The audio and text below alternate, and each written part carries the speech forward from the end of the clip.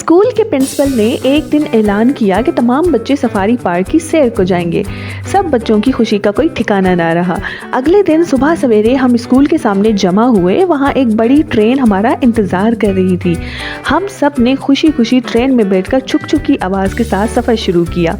Train की खिड़कियों से बाहर खूबसूरत नज़ारे दिखाई दे रहे थे। सरसब्ज खेत, ऊंचे पहाड़ और परिंदे हम सबको बहुत अच्छे लग रहे थे। बच्चों ने रास्ते भर गाने गाए, चिप्स खाए और हंसी मजाक किया। तकरीबन 2 घंटे के बाद ट्रेन एक बहुत बड़े सफारी पार्क के करीब रुकी। हमने वहां उतरकर टिकट खरीदी और अंदर दाखिल हुए। सफारी पार्क में सबसे पहले हमें कुछ पुराने जानवरों की नुमाइश दिखाई गई। वहां डायनासोर के बड़े बड़े मुजस्समे थे जो इतने हकीकी लग रहे थे कि कुछ बच्चे डर भी गए। लेकिन जब सर ने हमें समझाया कि ये मसनूई हैं, तब हम सब हंसने लगे।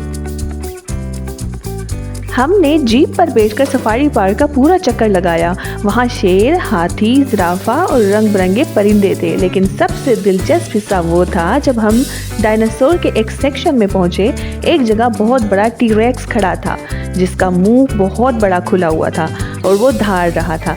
उसके करीब जाना यानी वाकई बहुत मज़ेदार था।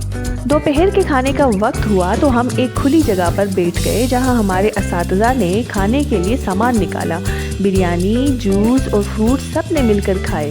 खाने के बाद कुछ बच्चों ने झूला झूला, कुछ ने फुटबॉल खेला और कुछ ने तस्वीर खींची।